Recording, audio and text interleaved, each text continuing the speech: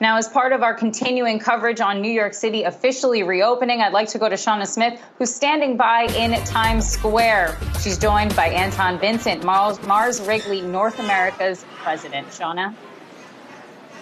Hey there, Kristen. So we are right in the middle of M&M World, the iconic store in the center of Times Square. And you can't see it, but right behind the camera, the store is packed. People are back. New York City certainly is open for business. We want to bring in Anton Vincent. He's Mars Wrigley North America President. Anton, it's great to see you. Just talk to us about the reopening process and the trends that you're seeing in the business right now. Your store is packed today. Is that consistent with what you've been seeing over the last couple of weeks? Yeah, well, first of all, it's just great to be in New York City. It's the 1st of July. The store is open. The vibe in the city is just fantastic, and so it's great to be able to have a location in the middle. But yes, this is very representative, I think, of what we're seeing across the country, across the world.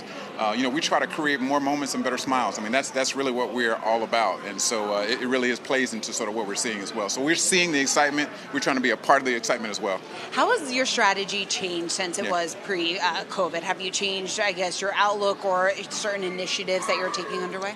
A couple things. It's interesting. Our strategy has not changed at all. What we try to do, and I think like most companies did, is like, how does our product sort of fit into the time, a very specific time in terms of COVID? And so in terms of our business, we've seen our business go a number of ways. One, we've had some impact on parts of our business that were dependent on what we call mobility, meaning people going back and forth.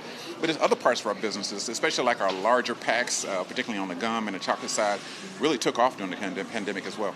And it was interesting, M&M's World, or Mars more broadly speaking, expanded during this time. And a lot of time when brick and mortar stores were cutting back or companies were taking different approaches, M&M World actually opened 2 different locations. Yes. Talk to us about the thought process behind that and why now was the right time to open those. Yeah, it was a couple of things. First of all, those 2 locations were already on the books, and so we had some delay, but we wanted to push forward. I mean, I think one of the great things about the M&M's brand in particular is that it is very much an experience brand, and so we wanted to expand that experience. So we opened another store in Disney Springs, which is doing fantastic, and then we just opened a store several weeks ago in a town I spent a lot of time in the Minneapolis, St. Paul area as well, at the Mall of America. And so we're seeing great traffic, as you're seeing today, and really expanding that experience around building those moments.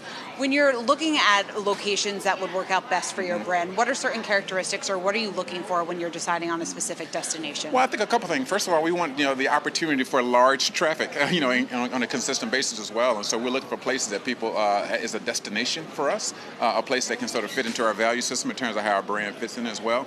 And then we want to make sure, we can maximize that experience in the context of the broader space. And so that's why this space here is so fantastic. I mean, being in the middle of New York City, in Times Square, with the hub and the heartbeat of the city is just great to do. And Anton, we've been talking to so many business leaders across various industries today, and one common theme that has been brought up a few times at least are the supply chain issues. Yeah. Of course, it's very different for each sector, but what are you seeing in terms of Mars business, and how big of a headwind is that potentially for your business going forward? Yeah, well, supply chain issues are real, I think, across any industry you see. We happen to actually, we take things out of the ground, we process those things, and then we actually distribute them. So there's a lot of physical interaction, folks touching those, and so that's going to have an impact on your supply chain. But I would tell you, our commercial teams, we're on the front end of this, are doing really good in sort of positioning us to make sure we got most of what we needed. Our manufacturing teams never left. They're frontline employees, and so our plant stayed open. And then our distribution teams, from a logistics perspective, make sure we actually got them to our customers in as greater quantities as we could on time. And so I think that has worked out fairly well. But again, like most businesses, we've had our fits and starts as well. You mentioned your manufacturing teams. They have been there since day one. They never left during COVID. What was that approach like, trying to manage that sort of business in the midst of the pandemic? Well, I think the one thing for Mars Wrigley is that we always put our associates' safety first, and that was our principle. It continues to be our principle. Again, we were designated as a key business, and so we knew that we had to keep our manufacturing plants open. We were some of the first ones to make sure we were straight on our PPE, make sure we had our safety procedures in process, and make sure we kept our people safe, not just physically, but financially as well, and making sure we kept our jobs and our plants going as well. And so we're very focused on that, not just here in the United States, but all across the world.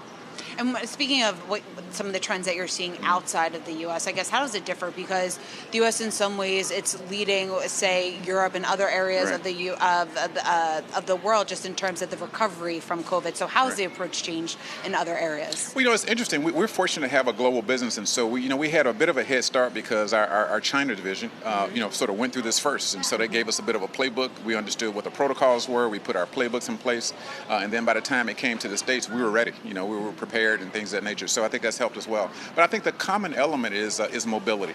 Mobility drives most businesses, particularly consumer-driven businesses. And so as we saw mobility come back, starting in China and then coming some of those areas in the United States, businesses really rebounded in a fairly strong way. Certainly are. And before we wrap this up, we have a very, very special guest that we want to bring in on camera. This is Red. And just talk to us just about just the importance of how someone like Red creates the culture here and why it separates M&M World from the other stores that are in this area. Well, it's really important because M&M is our single largest brand. In many ways, it's the heartbeat of sort of who we are and what we do. But it represents so many things. That first of all is that we are in this moment's business. That's really critical, and our characters are a really critical part of it as well. And our characters come in all shapes, sizes, and colors as well. And so we feel like there's a message of connection and inclusion in that as well. And so again, this is an experiential space. And so continuing to do that is just very important to us. And our characters are very particular for it as well. They are. And they're very cute, too. Red, thank you so much for having in here. And Anton Vincent, thank you so much for taking the time. Great to speak with you. You too. Kristen, I'll send it back to you. All right. Thanks so much, Shauna, for bringing us that conversation.